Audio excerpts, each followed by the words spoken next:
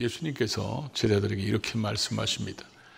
지금은 내가 너희에게 말하지만 이제 좀 지나면, 그 얘기는 뭐예요? 예수님이 십자가에 죽으시고 부활하시고 승천하시면 내 이름으로 보내실 성령님이 오셔서 너희를 모든 것을 가르치시고 내가 너희에게 말한 모든 것을 생각나게 하실 것이다.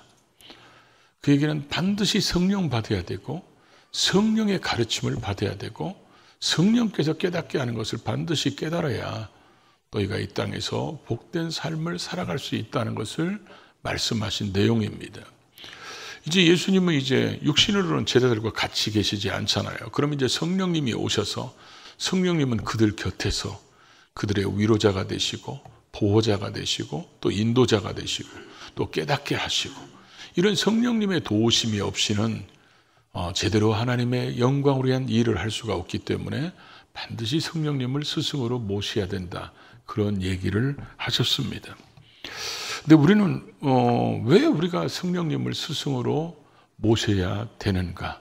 그것은 특별히 오늘 25절에 보면 예수님이 이 말씀을 하실 때 제자들은, 사복음서에 있는 제자들은 예수님의 말씀을 잘 못 깨달았습니다.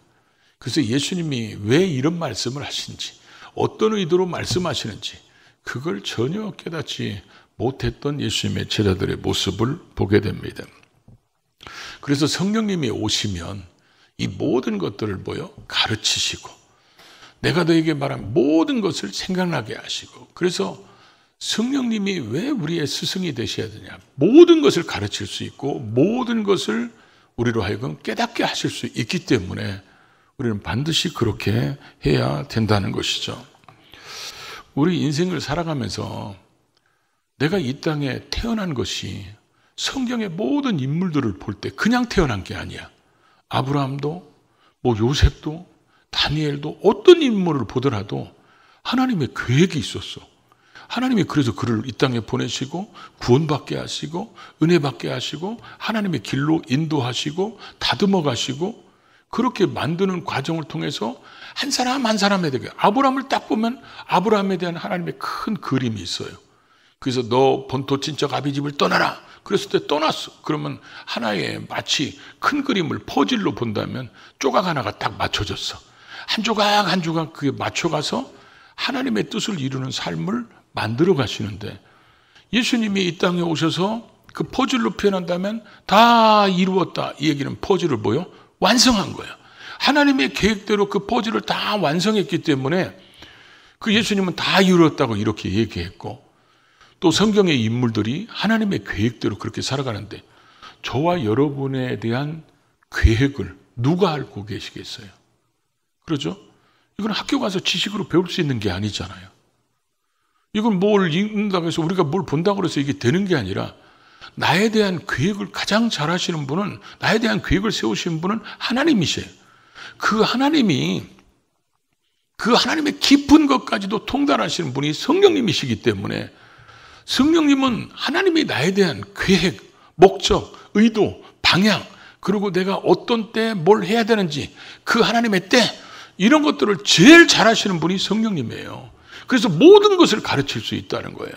그리고 모든 것을 주님이 하신 말씀을 깨닫게 하거나 생각나게 하거나 상기시키거나 이렇게 하시기 때문에 우리는 성령을 스승으로 모시지 않으면 이 땅에 하나님이 보내신 목적을 이루는 삶을 살 수가 없다는 거예요.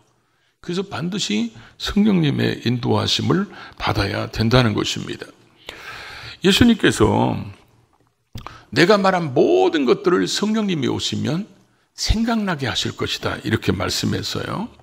근데 여러분, 예수님이 제자들하고 같이 3년 동안 같이 사역을 공생애를 했다고 그러는데, 예수님 공생애 기간이 6월절이 3번이 나와요. 그러니까 만 3년이 넘었다는 얘기입니다.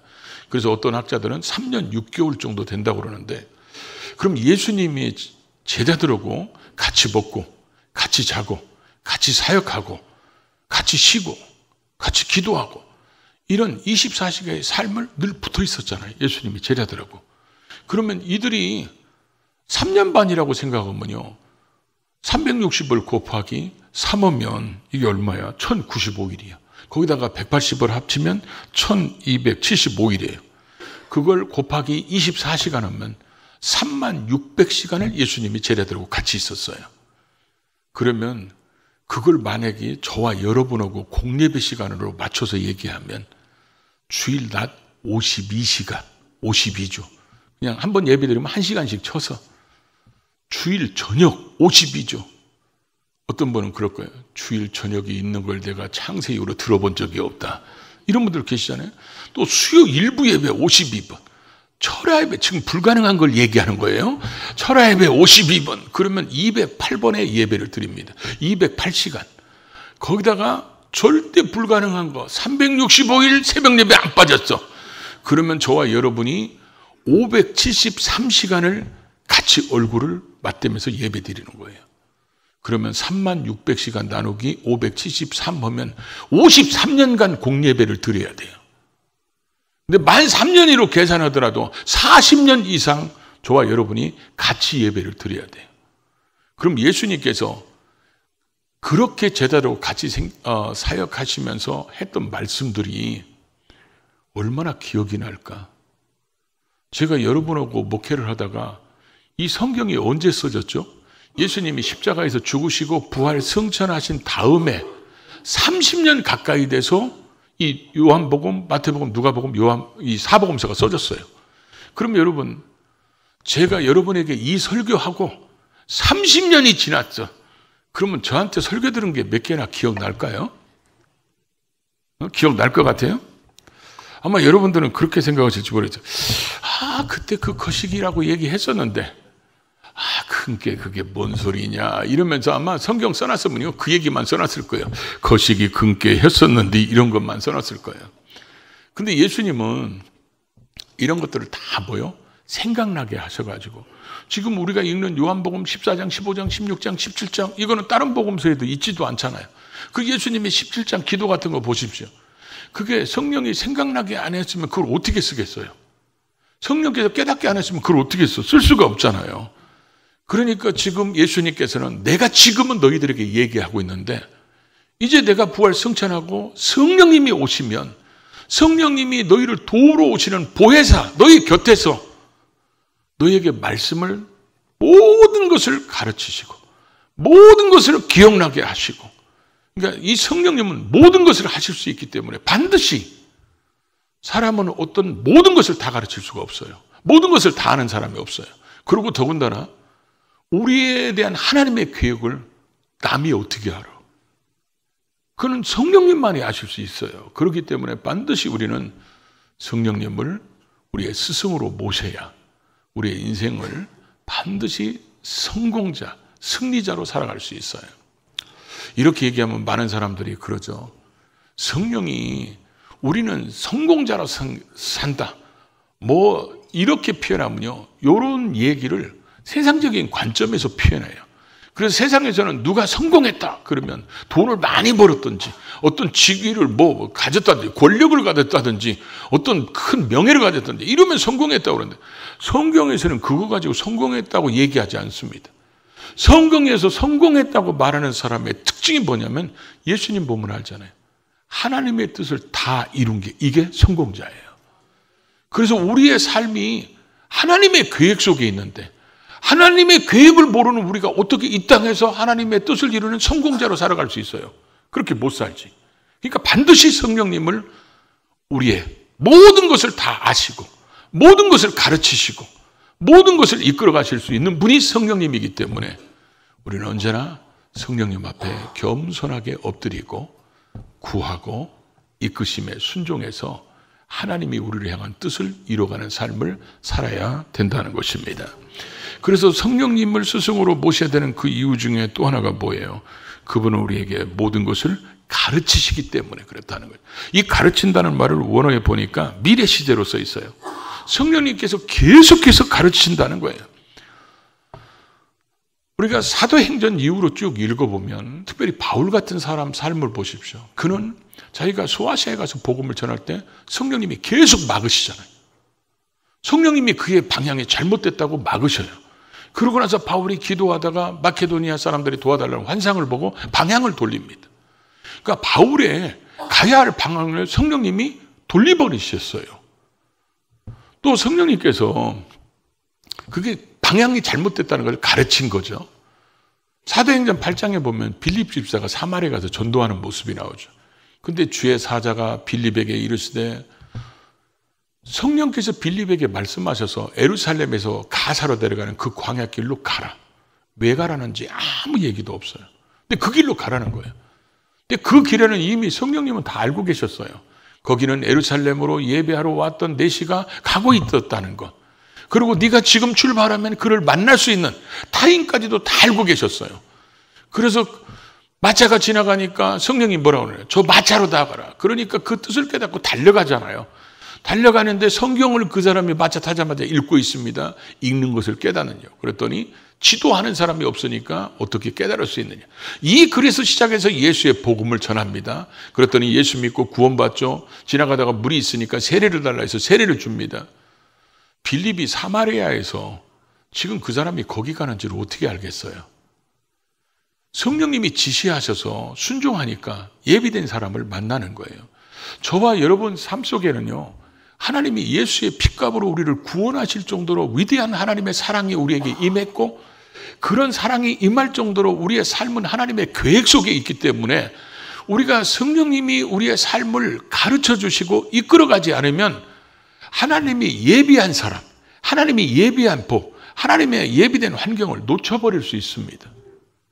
그래서 우리의 인생을 방황할 수 있고 시간 낭비할 수 있고 얼마든지 그럴 수 있기 때문에 반드시 예수님이 얼마나 이게 소중하면 사역이 얼마나 빨리 해야 됩니까? 그런데도 성령이 오시기 전까지는 예루살렘을 떠나지 말라는 거예요. 반드시 성령 받아야 성령이 모든 것을 가르치셔야 너희가 하나님의 뜻을 이룰 수 있기 때문에 예루살렘을 떠나지 말고 성령 받을 때까지 기다리라. 이렇게 말씀하시고 그들이 이제 성령을 받는 모습을 보여주고 있다는 거죠. 지금은 이제 우리가 시대가 많이 바뀌어가지고 제가 청년 때 막 예수 다시 믿고 은혜 받고 성경을 읽는데 성경에서 정말 이해 안 되는 부분이 어디냐면 이 제사 드리는 부분, 짐승을 잡아서 제사 드리는 것이 이게 성경만 읽으면 우리는 이게 제가 이 푸주간에서 일해보거나 이런 게 아니니까 이게 뭔 말인지 잘 이해가 안 되고 또 특별히 성막을 만드는데 청색실, 홍색실 이러면 내가 뜨개질을 해본 적도 없는데 이게 어떻게 만들어는지 지금은 이제 그림도 있고 사진도 있고 그런 자료 찾아볼 수 있는데 옛날에는 그게 하나도 없으니까 뭔 말인지 하나도 모르겠어요. 다른 건 이해가 되는데 거기는 하나도 모르겠어. 그러다가 출애굽기 31장을 읽어보니까 하나님께서 이 성막을 만드는 사람들을 두 사람을 선택하죠. 그게 부산엘과 오홀리압이라는 사람이. 이 두 사람을 선택해서 성경은 뭐라고 써있냐면 하나님의 영으로 충만케 해가지고 그들에게 하나님이 주시는 지혜, 총명, 지식을 얻게 하고 여러 가지 재주를 갖게 하시고 또 그들이 정교하게 연구해서 어떤 것들을 새겨 만들고 맞물리게 하고 이런 것들을 해서 성막을 만들어 가시는 모습을 보여주고 있습니다. 여러분, 그들이 성령이 역사하지 않았으면 그들은 성막 못 만들었을 거예요. 그러니까 우리가 어떤 일을 하시는 여러분들도 어떤 걸 만드는 분들도 이게 성령님한테 우리가 지혜를 구하는 게 그래서 필요한 거예요. 하나님께서 특별한 지혜로 특별한 때에 그런 게 갑자기 생각나고 이런 걸 만들어야 되고 이런 걸 해야 되고 이런 것들이 하나님께서 우리를 통해서 일하시려고 하나님이 주실 때 있거든요. 그래서 우리가 이런 것들을 얻으려고 늘 우리가 하나님 앞에 엎드리는 모습이 필요하다는 거예요. 그래서 성령님께서 가르침으로 인해서 만들어가고 세워가고 또 열어가고 또 헤쳐나가게 하고 이겨나가게 만들어 주시기 때문에 예수 믿고 구원받아서 성령이 우리 안에 내재하시는 그런 사람들은 언제나 성령의 음성에 민감해야 돼요. 그래서 성령님의 이끄심에 순종할 때 요한복음 16장 13절은 또 뭐라고 말씀합니까? 성령이 오시면 성령이 두 가지 일을 하신다는 거예요. 모든 진리 가운데로 너희를 인도하실 거라는 거예요. 성령은 언제나 진리 가운데 인도하기 때문에 성령이 인도하신 모든 것은 진리로 인도하시는 거예요.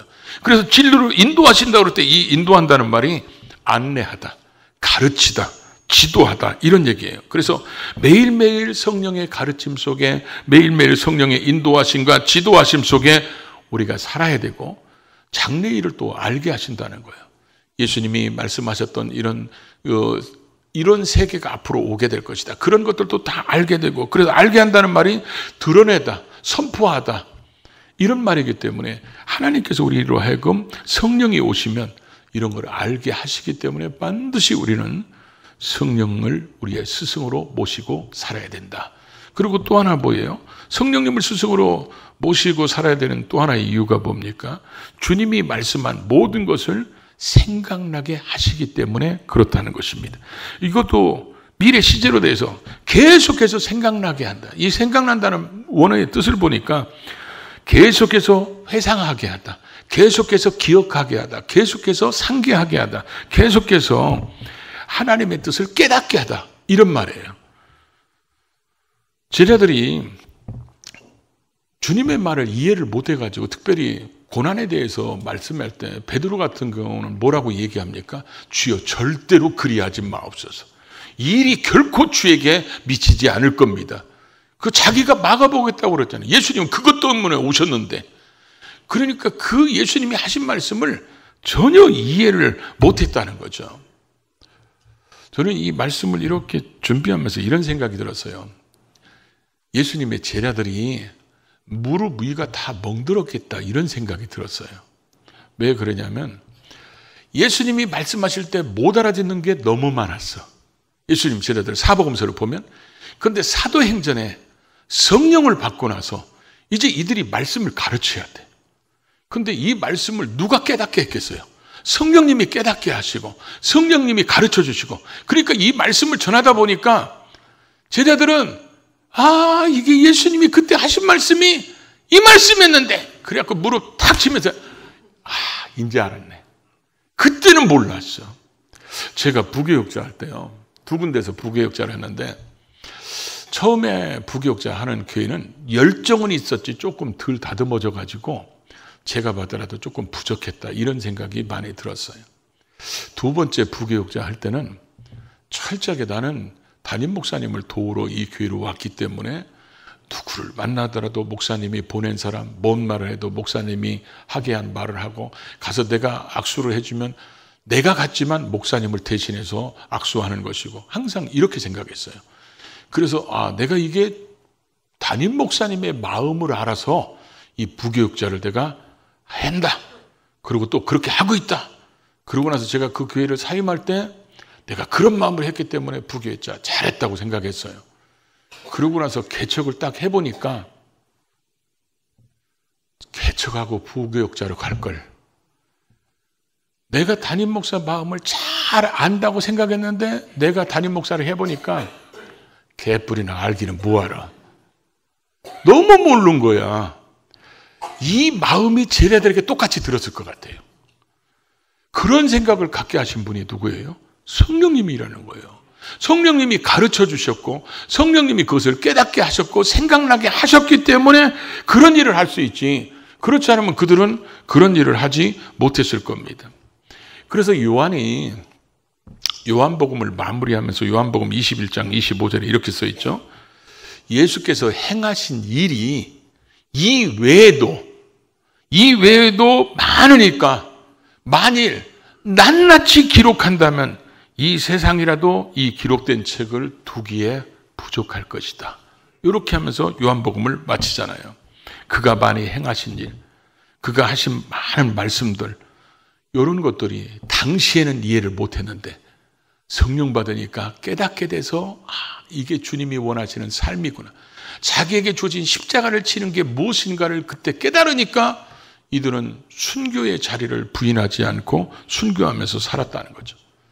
이런 말씀에 감동받은 사람이 지은 찬송가 가사가 뭐예요? 하늘을 두루마리 삼고 바다를 먹물 삼아도 하나님의 극히신 사랑을 다 뭐요? 기록할 수 없다. 이렇게 표현하는 거예요. 여러분이 성경을 딱 읽고 성경 딱 덮으면 성경이 막 확실하게 다 알아집니까? 성경 딱 덮으면요, 못 읽었는지 기억이 잘 안 나. 그리고 여러분들이 오늘 이렇게 설교를 듣고 가서 밥 먹잖아요. 밥 다 먹고 커피 한 잔 마시면 오늘 뭐 들었지? 제목이 뭐더라? 잘 생각이 안 나. 근데 희한하게 이런 때가 있죠. 그 희한하게 성령님이 역사하는 때인데 어떤 때 갑자기 말씀이 떠올라요. 어떤 때 말씀이 갑자기 들었던 말씀이 생각이 나요. 특별히 우리가 인생 가운데 살아갈 때 절망의 어둠을 지금 헤매고 있을 때 내가 인생을 어떻게 살아가지? 이거 포기할 수도 없고 막 그랬을 때 갑자기 말씀이 생각나고 떠오르면서 그 어둠 속에 한 줄기 빛으로 찾아오면서 그 말씀의 빛을 따라가니까 길이 열리기 시작하고 하나님께 예비한 사람들을 만나게 되는 이런 놀라운 은혜를 경험하게 되는 거예요. 이걸 누가 하는 거예요? 성령님이 하시는 거예요. 우리가 고난과 역경의 수풀에 갇혀 있을 때 그것을 헤쳐나게 나가도록 그래서 이게 길이야. 이쪽으로 가야 돼. 이게 진리야. 이게 하나님의 계획이야. 이렇게 이끌어가는 분은 누구야? 성령님이시라는 거예요. 저와 여러분이 때로는 가슴이 식어버릴 때가 있잖아요. 그래서 아멘도 안 차나요. 근데 갑자기 하나님의 말씀이 떠오르면서 예수님의 그 위대한 사랑, 나를 구원했던 그 감격 이런 것들이 다시 새겨지면서 우리의 가슴을 다시 뜨겁게 만들어서 하나님 앞에 헌신자로 살아가게 만드는 분이 누구예요? 성령님이라는 거예요. 우리가 이 성령님이 계속해서 생각나게 하시고 깨닫게 하시고 떠오르게 하시고 기억나게 하셔서 우리의 삶을 하나님이 우리의 향한 그 밑그림, 퍼즐대로 성령님이 이끌어 가시고 있어요. 성령이 역사하지 않으면 우리의 신앙은 다 사사시대 신앙생활을 하게 돼 있어요. 그래서 성령님이 이끄시고 성령님이 우리를 지배하시고 깨닫게 하시고 말씀하시고 감동하셔도 그 뜻대로 살아가면 하나님께서 내 삶을 주관하시고 하나님이 내 삶을 지금 이끌어 가시고 그래서 내가 하나님의 계획을 이루는 것이 경험하면서 살아가는 삶이 될 수 있다는 거죠. 이런 걸 경험하면요. 학교 다닐 때 선생님하고 친했던 사람은 오늘 제목처럼 선생님, 우리 선생님 이게 마음에 친근하게 다가옵니다. 그런데 선생님하고 별로 사이가 안 좋은 사람은요.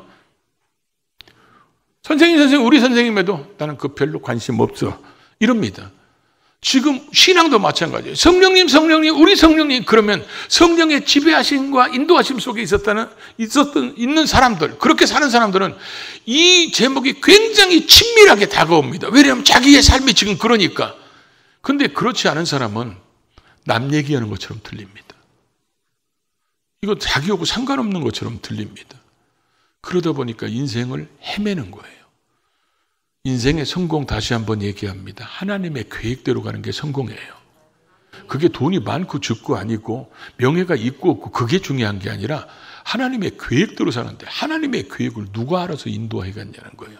그분이 성령님이시기 때문에 주님이 그래서 그렇게 말씀하신 거예요. 여러분 성경에 나와 있는 제자들이나 또 기독교 2000년사의 역사에 하나님 영광을 위해서 어떤 아름답게 쓰임받은 사람들 삶을 보면 전부 다 성령님을 스승으로 모신 사람들이에요. 그렇기 때문에 하나님이 그들을 인도하시고 열어주시고 깨닫게 하시고 찾아가게 하시고 만나게 하시고 이러다 보니까 하나님이 나를 통해서 지금 일하시는구나. 이런 걸 경험하면서 자기 인생을 하나님 앞에 드리며 살았기 때문에 그들의 복음의 위대한 발자취를 남길 수 있었다는 거죠. 바로 오늘 이 시대는 하나님이 우리가 그런 사람 되기를 원하십니다. 우리의 인생을 살아가다 보면 정말 우리에게 좋은 가르침을 주는 선생님도 필요하지만 우리의 인생 전체를 책임지실 분은 성령님이시기 때문에 언제나 성령님을 스승 삼아서 복된 삶, 하나님이 원하시는 아름다운 흔적을 남기는 우리의 삶이 될 수 있기를 주의 이름으로 축복합니다.